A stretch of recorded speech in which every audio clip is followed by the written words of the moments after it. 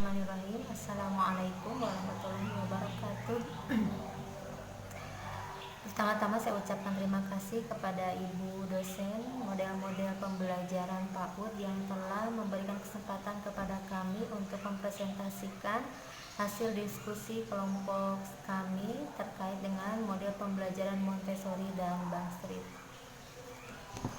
Pada kesempatan kali ini saya akan mempresentasikan tentang model pembelajaran Montessori dan model pembelajaran Bangstreet. Pertama, model pembelajaran Montessori. Apa itu model pembelajaran Montessori? Model pembelajaran Montessori itu pertama diperkenalkan oleh Dr. Maria Montessori pada tahun 1870. Model pembelajaran Montessori memfokuskan pada pengembangan aspek motorik, sensori motorik, dan bahasa. Penekanan utamanya ditempatkan melalui pengembangan alat-alat indera. Model pembelajaran Montessori membebaskan anak untuk bergerak, menyentuh, memanipulasi, dan bereksplorasi secara bebas. Model pembelajaran Montessori ini menekankan pada 3 hal, yaitu yang pertama pendidikan sendiri. Menurut Montessori, anak-anak memiliki kemampuan alamiah untuk berkembang sendiri.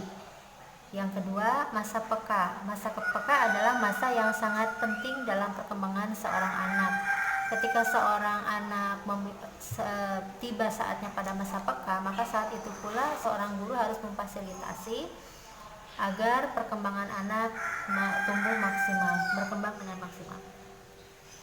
Selanjutnya yang ketiga, kebebasan.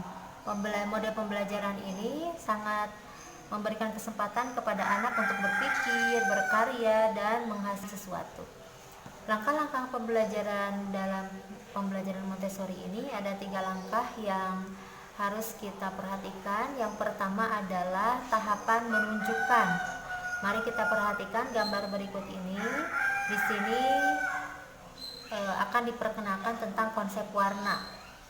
Nah, dari gambar ini untuk langkah pertama menunjukkan, maka seorang guru menunjukkan mana warna biru, mana warna kuning, dan seterusnya. Selanjutnya, langkah kedua adalah langkah mengenal. Berikan tantangan kepada anak dengan cara menyajikan permainan seperti gambar di berikut ini. Permainan ini anak mematchingkan warna, yang mana jepitan warna biru kemudian dimatchingkan dengan kertas warna biru. Warna kuning jepitannya dimatchingkan dengan kertas yang warna kuning. Nah, proses ketika anak mematchingkan kertas dan jepit kertas atau klip kertas tersebut, kemudian anak sedang dalam tahapan mengenal warna secara lebih mendalam. Dan langkah terakhir adalah mengingat. Untuk langkah mengingat ini, guru memberikan bantuan kepada anak untuk mengingat kembali proses pembelajaran tadi dengan cara memberikan pertanyaan secara acak.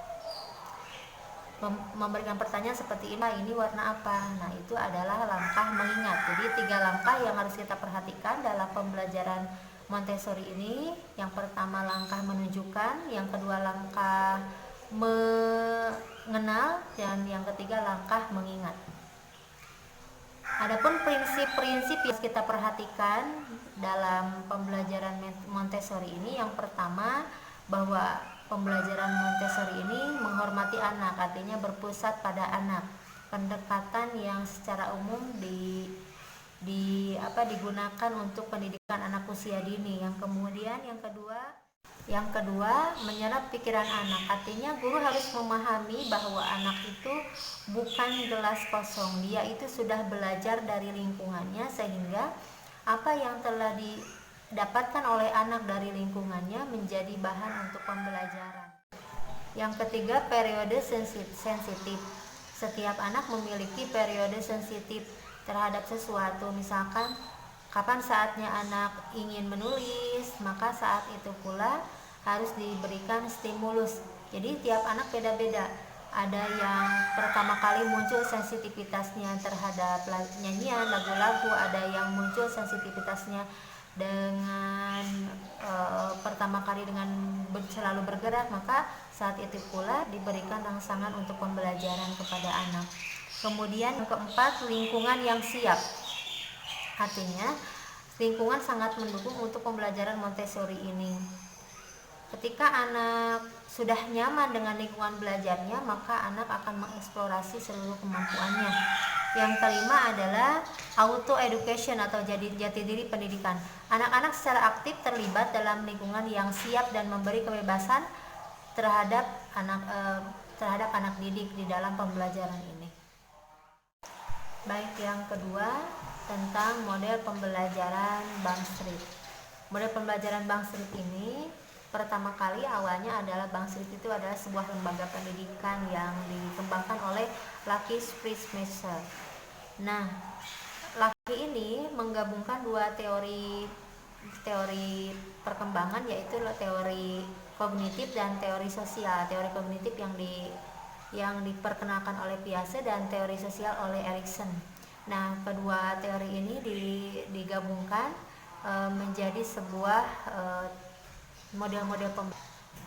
Menurut Lucky, sekolah yang baik itu adalah yang mengembangkan minat anak dan mengenalkan konsep. Jadi tidak hanya mengembangkan minat anak, tetapi bagaimana kemudian anak bisa mengembangkan konsep-konsep yang bisa dipahami dengan cara yang bisa dipahami oleh anak. Model pembelajaran Bang Street ini, prinsip-prinsip yang harus diperhatikan. Yang pertama, bahwa menggunakan pendekatan yang sama dengan Montessori, yaitu berpusat pada anak. Yang kedua, untuk strategi pembelajaran model Bang Street ini sangat mengembangkan anak menemukan penemuan-penemuan baru. Bisa kita lihat di gambar berikut ini.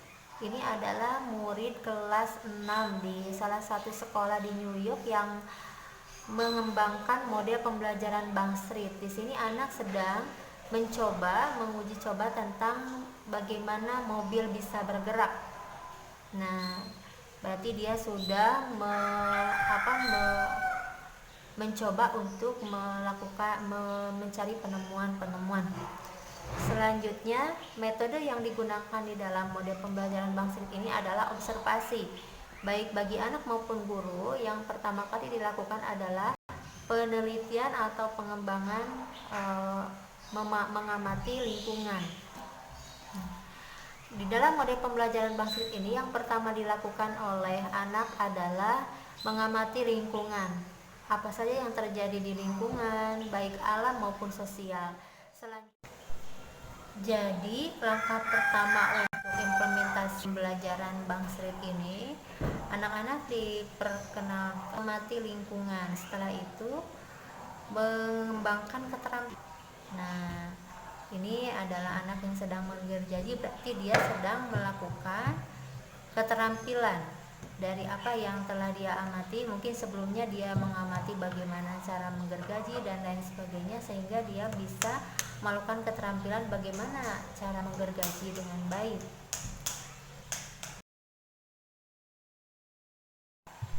Untuk selanjutnya yaitu harus berkolaborasi dan berkomunikasi.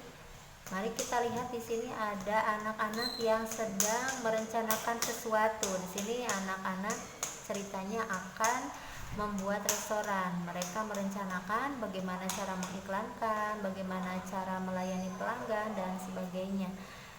Nah, begitulah gambaran dari model pembelajaran Bang Street.